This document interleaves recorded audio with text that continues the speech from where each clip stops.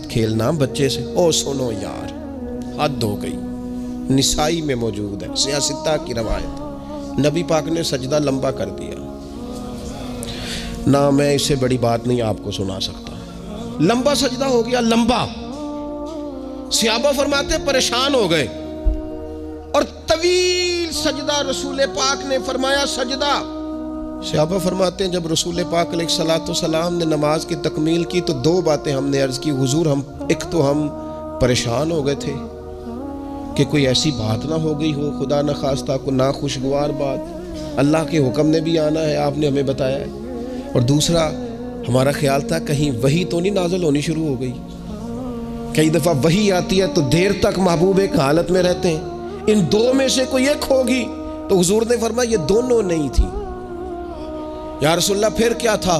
فرمایا وہ میرے بیٹوں میں سے نا، حسن اور حسین میں سے ایک میرے کندھے پہ سوار ہو گیا تھا، اور یہ لفظ ہے حدیث پاک میں سیاستہ میں، فرمایا مجھے اچھا نہیں لگ رہا تھا کہ میں بچے کو اتاروں گا تو وہ ذرا ناگوار محسوس کرے گا۔ حضور آپ رسول ہیں اور نماز اللہ کی، اور اس دوران بھی بچے کی چاہت کا خیال، تیری صورت تیری سیرت زمانے سے نرالی ہے، تیری ہر ایک ادا پیارے ادائے بے مثالی ہے، بے مثالی ہے تیری ادائیں۔ فرمایا بچہ کہیں اسے کوئی، تو بچوں کے احساس ہی نہیں ہے، آپ نے جب چاہا ڈانٹ دیا، آپ نے جب چاہا جو مرضی کر دیا۔ ابا جی کا ڈنڈا گھر میں لٹکنا چاہیے، حکم ہے، لیکن ابا جی کو ماتھا بھی تو بار بار چومنا ہے نا، سختی تو کبھی کبھی ہے اور محبت بار بار ہے، تو جو بار بار کام ہے اس کا عادی ہونا چاہیے کہ جناب وہ چپ کر دو، تمہارا ابا آ گیا، ابا جی آئے ہیں کہ ہٹلر آ گیا گھر میں، یہ کیا بات ہوئی بھائی؟ والد کو تو شفیق ہونا چاہیے، مہربان ہونا چاہیے، اس کے اندر خوبصورتی ہونی چاہیے، اس کے اندر رعنائی ہونی چاہیے۔ تو نبی پاک صلی اللہ تعالی علیہ وسلم نے بے پناہ پیار کیا۔ اچھا، اسی پیار سے حضور نے تربیت بھی کی، اور یہ پیار کیونکہ حسنین کریمین کی ہم مثالیں عرض کرتے ہیں تو ان کی شان تو وراء الورا، نبی پاک کا سب بچوں کے ساتھ یہ رویہ تھا۔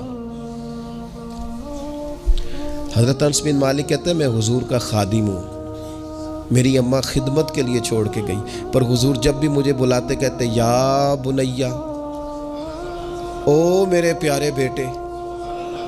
یہ خادم ہے گھر میں بچہ، خدمت گزار، اسے بھی او پیارے بیٹے، اور پاس بٹھا کے نصیحتیں کرتے حضور، کہتے دیکھنا صبح اس حال میں کرنا کہ بغض نہ ہو کسی کا، انس میرے بیٹے یہ بھی میری سنت ہے۔ حضرت ام خالد رضی اللہ تعالیٰ عنہ کہتے ہیں میں چھوٹی سی تھی، میں نے زرد رنگ کی قمیض پہنی تھی، میرے ابا جی مجھے حضور کے پاس لے گئے، کہتی کوئی عجیب ہی نور والا ماحول تھا، میں پہنچ گئی تو حضور میرا کرتا دیکھ کے نا تو کہنے لگے کتنی پیاری لگ رہی ہے بیٹی، کہتی میں حضور کی مہر نبوت سے کھیلنے لگی، میرے ابا جی مجھے کہنے لگے ادھر ہٹ، یہ کیا کر رہی ہے؟ تو حضور فرمانے لگے ٹھہر جانا، بچے تو بچے ہی ہوتے ہیں، اسے کھیلنے دے۔ میں کھیلتی رہی اور حضور مجھے دعائیں دیتے رہے، کہا اللہ کرے تو یہ کپڑا پرانا کرے، کیا مطلب کہ اللہ کرے تیری عمر دراز ہو، اللہ تجھے بیٹا لمبی عمر عطا کرے۔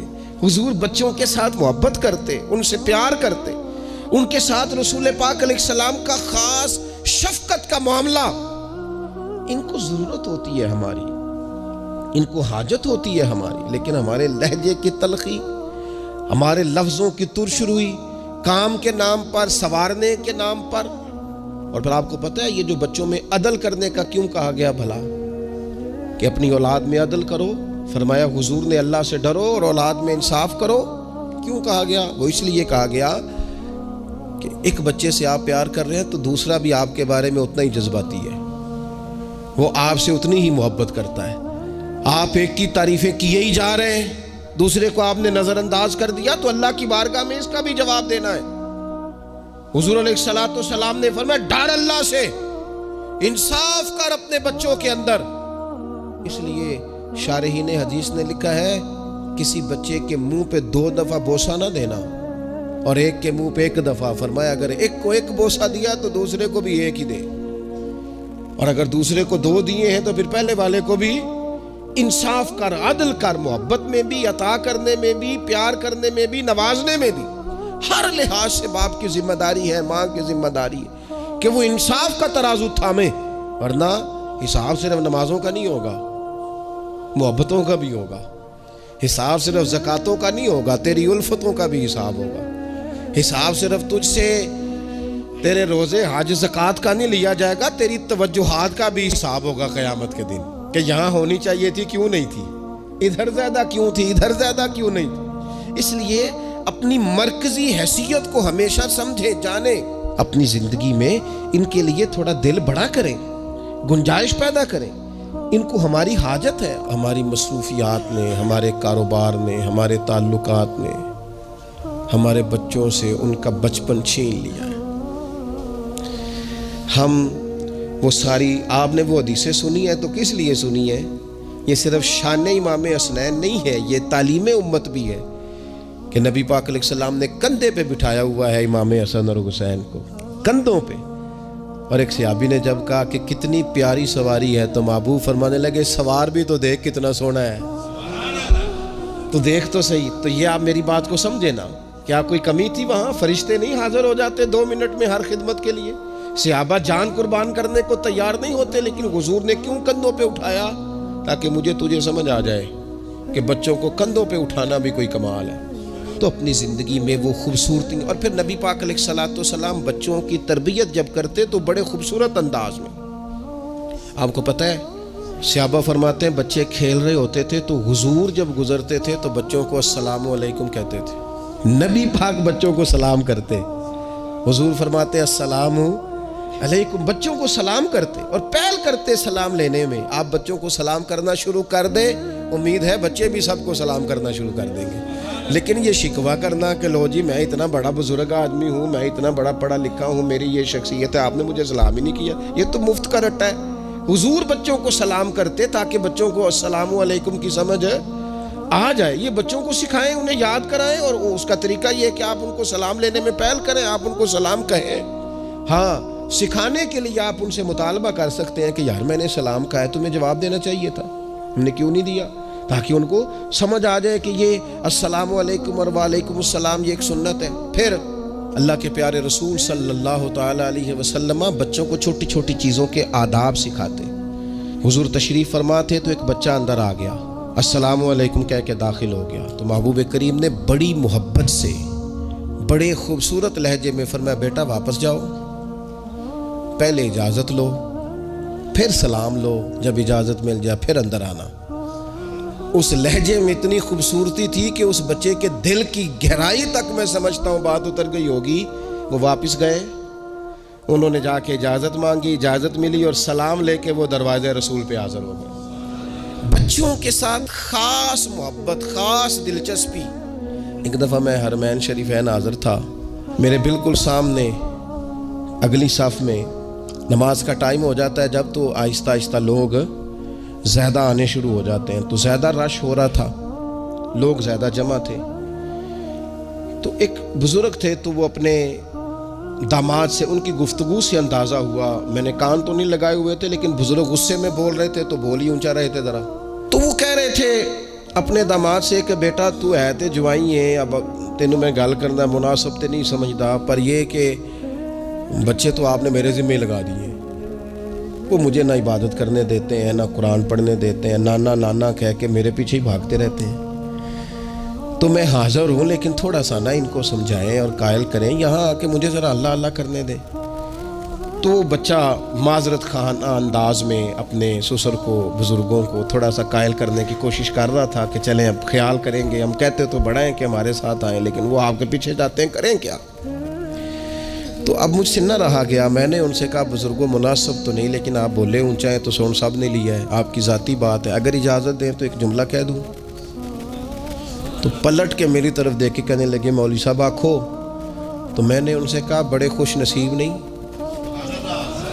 اس مسجد میں بیٹھ کر نواسوں کا خیال رکھنا اور ان سے پیار کرنا، یہ تو مدینے والے رسول کا طریقہ ہے، اور این سعادت بزور بازو نیست، تان بخشندہ خدائے بخشن۔ کچھ سعادتیں ایسی ہوتی ہیں جو بازو کی قوت سے نہیں ملتی، تبھی ملتی ہیں جب رب عطا کرتا ہے۔ تو میں نے کہا یہاں تو نواسوں سے کھیلنا حضور کا طریقہ ہے، بعض چیزوں میں اللہ اثر رکھتا ہے. تھوڑی دیر خاموش رہے، پھر میں نے انہیں آنسو پونچھتے بھی دیکھا. کہنے لگے اللہ تہاڈا بھلا کرے، لو بھائی پتر ہن تسی بھاویں آرام کرو. بعض دفعہ باتیں وہ ناراض بھی ہو سکتے ہیں، تو میں تیار تھا اگر وہ ناراض ہوں گے تو میں معذرت کروں گا، لیکن تھوڑا سا نا ایک بات میں نے ضرور کرنی ہے آپ سے. مجھے بڑا مزہ آیا. مجھے پتہ نہیں اب وہ کالم نویس زندہ ہیں کہ نہیں. عبد القادر حسن ہوتے تھے، انہوں نے ایک بات لکھی تھی، مجھے بڑی یاد رہ گئی، اور جس دن میں نے پہلی دفعہ پڑھی تھی میں رویا بھی پڑا. وہ کہنے لگے ایک دفعہ گورنر مدینہ نے نا حکم دیا تھا کہ چھوٹے بچے لوگ مسجد میں لے کے آتے ہیں روضہ رسول صلی اللہ علیہ وسلم پر، تو بچے قالین خراب کر دیتے ہیں، مختلف قسم کی چیزیں گرا دیتے ہیں. تو اس طرح کریں کہ بچوں کو منع کیا جائے، اور کم از کم مقامی لوگوں کو ضرور منع کیا جائے کہ وہ بچوں کو لے کے نہ آئے. انہوں نے لکھا تھا کہ رات ہی کو اس شخص کو خواب میں رسول پاک علیہ السلام کی زیارت نصیب ہوئی، اور نبی پاک علیہ السلام نے گورنر سے کہا تم نا اپنے قالین اٹھا کے لے جاؤ، پر میری امت کے بچوں کو میرے شہر سے دور کوئی نہ کرے، ان کو آنے دو، یہ اپنے رسول کے پاس آئے، لے جاؤ اپنے قالین اٹھا کر اگر تمہاری سمجھ میں نہیں آتا، لیکن بچوں کو کوئی آنے سے منع نہ کرے. کیا کہا تھا میرے امام نے حضور کے بچپن کے بارے میں؟ کہا تھا اللہ اللہ وہ بچپنے کی پھبن، اس خدا بھاتی صورت پہ لاکھوں سلام، اور پتلی پتلی گلے قدس کی پتیاں ان لبوں کی نزاکت پہ لاکھوں سلام، ان کے مولا کے ان پر کروڑوں درود، ان کی ہر خو و خصلت پہ لاکھوں سلام، ہر ادا پر ہی قربان جائیں. فرمایا لے جاؤ اٹھا کر کے تم اپنا سامان، لیکن کوئی بھی یہاں سے بچوں کو دور ہے، اگر ان سے ہمارا پیار ہوگا تو یہ ہماری بات بھی سمجھیں گے، لیکن یہ تمہاری مال اور تمہاری اولاد یہ تمہارے لیے آزمائش ہے. کس کس معنی میں آزمائش ہے؟ ایک تو اس معنی میں آزمائش ہے کہ کہیں ان کے پیچھے لگ کے تم اللہ کو اور اس کے پیارے رسول صلی اللہ علیہ وسلم کو بھول نہ جاؤ، اور کہیں مال و اولاد کے چکر میں تم اپنی دینی اور اخلاقی ذمہ داریوں سے پیچھے نہ ہٹ جاؤ، اور کہیں مال اور اولاد کی محبت تمہیں اس طرح کا نہ بنا دے کہ تم مال میں جائز ناجائز کو بھول جاؤ اور اپنی اولاد کو دیکھتے رہو اور کسی کی اولاد کا حق بھول جاؤ. کہیں دوسروں کا حق چھین چھین کے اپنے بچوں کے پاس نہ لاتے رہو. یہ آزمائش ہے مال اور اولاد. اور ایک معنی یہ ہے کہ انما اموالکم و اولادکم فتنہ، اس معنی میں کہ ان کی محبت بندے پر غالب ہوتی ہے، تو کہیں اس محبت کے غلبے کی وجہ سے ان دونوں چیزوں کے اصل جو مقصود ہے ان سے نہ غافل ہو جانا. کہیں ایسا نہ ہو کہ تم مال کماتے رہو اور کماتے کماتے تم اللہ کی راہ میں خرچ کرنا ہی بھول جاؤ، اعتدال چھوڑ جاؤ، اور کہیں ایسا نہ ہو کہ تم اولاد سے پیار کرو اور پیار کرتے کرتے ان کی تربیت بھول جاؤ. سہولیات تو تم انہیں ساری دے دو لیکن وہ روحانی طور پر، اخلاقی طور پر، کردار و عمل کے طور پر مضبوط ہی نہ ہو سکے. تو میرے عزیز، اولاد اس معنی میں بھی فتنہ ہے کہ اس کی محبت بندے پر غالب ہوتی ہے، اور جب وہ غالب ہوتی ہے تو کئی دفعہ انسان آزمائش میں آ جاتا ہے. اور یہ جو مفہوم ہے نا کہ اولاد کی محبت غالب ہوتی ہے تو آزمائش بنتی ہے، اس کو تو خود نبی پاک علیہ السلام نے بیان کیا. ترمذی کتاب المناقب میں حدیث موجود ہے. اللہ کے پیارے رسول صلی اللہ تعالی علیہ وسلم جمعۃ المبارک کا خطبہ ارشاد فرما رہے تھے. دوران خطبہ محبوب کریم کی نظر پڑی تو حسنین کریمین آ رہے ہیں، اور آتے آتے وہ لڑکھڑائے اور گر پڑے. حضور نے جمعے کا خطبہ روک دیا. محبوب اٹھے، بچوں کو یا دونوں میں سے ایک تھے ان کو اٹھا کے حضور قریب لائے اور دوبارہ ممبر پر بیٹھ کے فرمایا رب نے سچ فرمایا ہے، انما اموالکم و اولادکم فتنہ، تمہاری اولاد اور تمہارا مال آزمائش ہے تمہارے لیے. فرمایا بچہ گرا ہے اور مجھے تقریر روکنی پڑی، بات روکنی پڑی، غالب آ گئی محبت. بھائی آپ اس بات کو اچھی طرح سمجھ لیں گے اور یاد رکھیں گے کہ اس محبت کے غلبے میں نہ بچوں کی تربیت کو بھولنا ہے، نہ مال کے اصل مصرف کو بھولنا ہے، نہ اصول و قاعدے ضابطے کو چھوڑنا ہے. ہمارے ہاں یہ ہوا ہے کہ تربیت اولاد کے معاملے میں جتنی غفلت آج ہمارے ہاں ہو رہی ہے، میں نے بہت پہلے بھی کہا تھا، پھر کہتا ہوں اور بار بار کہتا ہوں کہ بچوں کی تربیت کے لیے سب سے پہلے ماں باپ کا با کردار ہونا ضروری ہے۔ یہ نہیں ہو سکتا کہ والد ہاتھ پھیلا کے پیسہ اکٹھا کرے اور بیٹا اس کا محنتی ہو جائے۔ یہ نہیں ہو سکتا کہ والد اپنی زندگی تقوی اور طہارت سے دور بسر کرے اور بیٹا بڑا متقی پرہیزگار اسے دیکھ کے ہو جائے۔ اللہ کی توفیق سے ہو جائے تو ہو جائے، لیکن اگر والد چاہتے ہیں میری وجہ سے وہ خیر حاصل کرے تو پھر خود با کردار بنے، وہ پہلے خود سچ بولے، پہلے خود تقوی کا رستہ اختیار کرے، پہلے خود پرہیزگار بنے۔ اس لیے کہ باقیوں کے ہاں ہو سکتا ہے ہماری تقریریں اثر کریں، لیکن بچوں کے ہاں ہمارا کردار جذب ہوتا ہے تو ہمارے عمل سے فیض پاتے ہیں۔ تو پہلی بات تو یہ کہ ان سے رویہ اس طرح کا رکھا جائے کہ وہ ہمارے کردار سے سبق، اور دوسری بات یہ کہ اپنی اولاد سے پیار کیا جائے۔ ہمارے ہاں جناب بے پناہ ڈانٹ ڈپٹ ہوتی ہے بعض جگہوں پہ بچوں کو، خاص شفقت بچوں کے ساتھ آپ کا رویہ میٹھا ہو، ڈانٹنا کبھی کبھار ہے اور پیار ہر روز ہے۔ نبی اکرم صلی اللہ تعالیٰ علیہ وآلہ وسلم بچوں سے اس طرح محبت کرتے تھے کہ حسنین کریمین کو، یہ ذرا بات پر غور کرنا، حضور اپنے نواسوں کو چوما بھی کرتے تھے اور سونگا بھی کرتے تھے۔ یہ بڑی خاص بات ہے، اس پر توجہ کریں۔ اور حضور سونگ کر پتہ کیا فرمایا کرتے تھے؟ فرمایا یہ میرے بچے میرے لیے پھول ہیں جنت کا۔ حضور ان کو سونگتے۔ آپ کسی خاص شے کو سونگتے ہیں، کوئی خاص ہی معطر چیز ہو تو سونگتے۔ حضور نے یہ جو ایک خاص انداز اپنی اولاد کے لیے کیا اور ہمیں حضور نے ہمارے لیے نمونہ چھوڑا، یہ سمجھنے کی بات کہ ان کے ساتھ اتنی دلچسپیاں کہ جس طرح ایک خوبصورت پھول کو سونگا جاتا ہے اس طرح انہیں سونگا جائے، بچوں سے پیار کیا جائے۔ کچھ مطلب والد صاحب کہتے ہیں او جی میری نہ پھر پتر تو انہیں پتہ ہے نا میری پھر طبیعت کوڑی ہے۔ اچھا جی کیوں کڑوی ہے؟ آپ مرچیں کھاتے ہیں؟ کیوں کڑوی ہے بھیا آپ کی طبیعت؟ وجہ کیا ہے؟ آپ کی طبیعت کسی مالدار کے سامنے تو کڑوی نہیں ہوتی، آپ کی جو فیکٹری کا آفیسر ہے اس کے سامنے، مالک کے سامنے تو آپ کبھی کڑوے نہیں ہوئے۔ یہاں کل آ جائے کوئی امیر آدمی، کوئی سیاستدان تو آپ بڑے میٹھے ہوتے ہیں، ہار لے کے کھڑے ہوتے ہیں۔ وہ 6 گھنٹے بھی لیٹ ہو تو آپ کے چہرے پر بل نہیں آتا۔ اور بچوں کو ہر بات میں ڈانٹ ڈپٹ کرنا، ہر وقت انہیں پریشان کرنا، اپنی اولاد کو کبھی کسی کے سامنے نہ سمجھائیں، کبھی بھی۔ ان کو جب سمجھانا ہو تو انہیں تنہائی میں سمجھائیں۔ تنہائی میں نصیحت کرنا میرے رسول پاک کا طریقہ ہے۔ میری گزارش ہے کہ ایک بیٹے کو دوسرے بچوں کے سامنے بھی نہ سمجھائیں، ان کی عزت نفس کا خیال کریں۔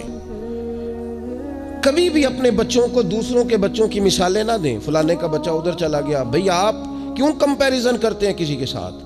اگر ان کو کبھی مثال دینی پڑے تو یا حضرت اسامہ بن زید کی دینا، اگر کبھی مثال دینی پڑے تو حضرت معوذ اور معاذ کی دینا، اب کبھی مثال دینی پڑے ان کو تو حضرت عبداللہ بن زبیر کی دینا، اور جب زیادہ کلیجے ٹھنڈے کرنے ہوئے تو پھر امام حسن اور حسین کی مثال دینا۔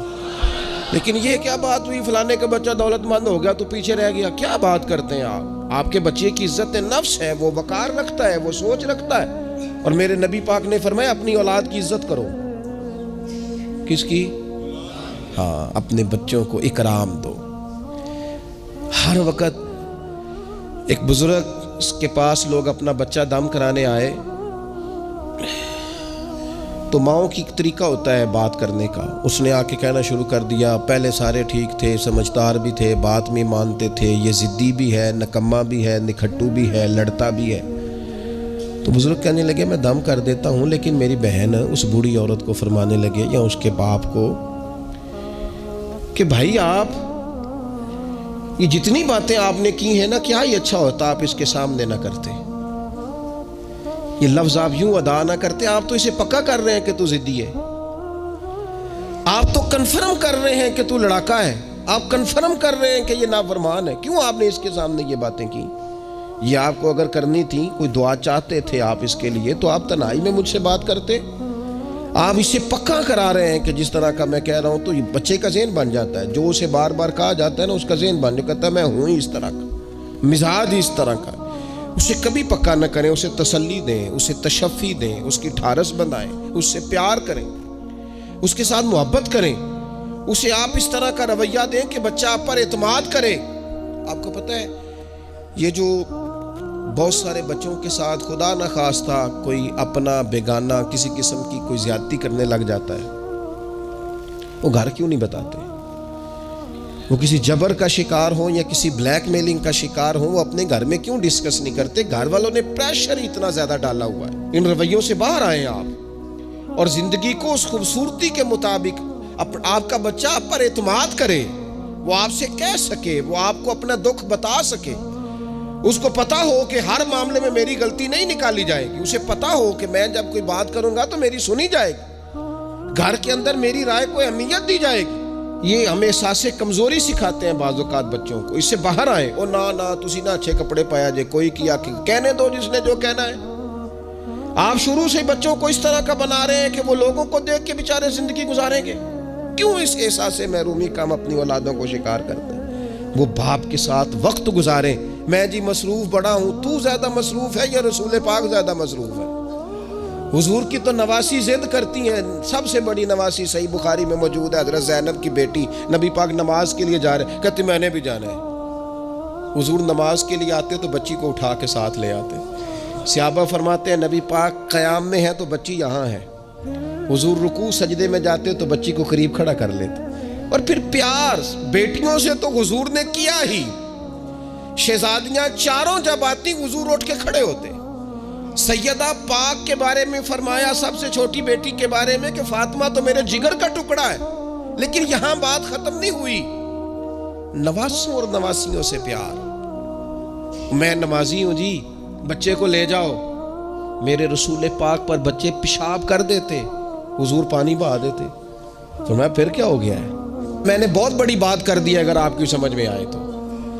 اور اللہ تعالیٰ شعور دے سکتا ہے۔ حضور کسی جانور پر سوار ہوتے تھے تو جانور پیشاب نہیں کرتا تھا جب تک حضور سوار رہتے تھے۔ رب چاہتا تو بچہ کبھی پیشاب نہ کرتا۔ یہ اتنا بڑا کام اس لیے ہوا کہ تیری اور میری سمجھ میں بات آ جائے۔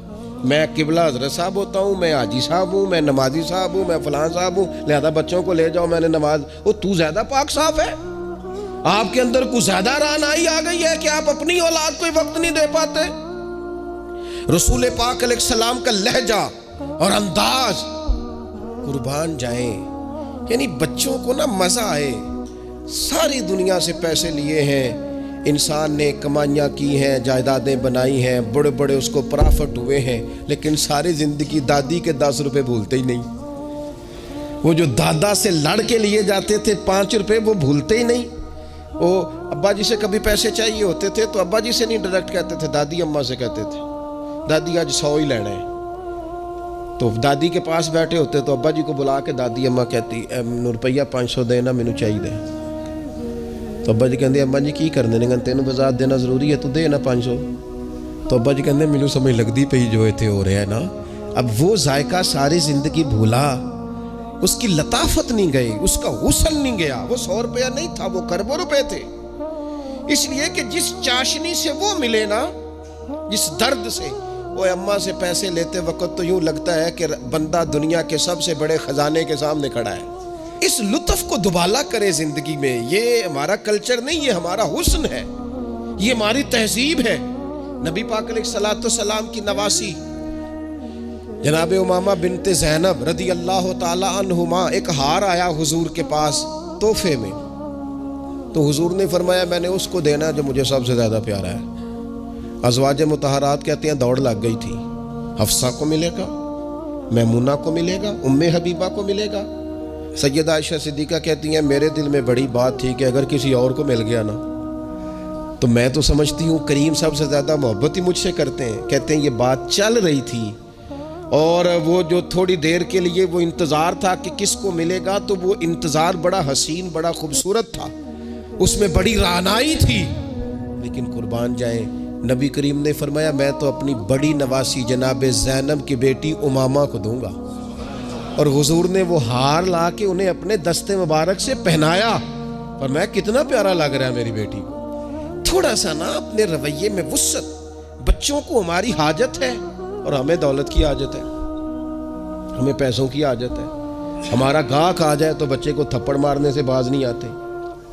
2 4 5 منٹ کی مصروفیت ہے کسی بندے کی تو وہ کیا کہے گا کہ لو جی بچہ آ گیا ہے، تو بچے کے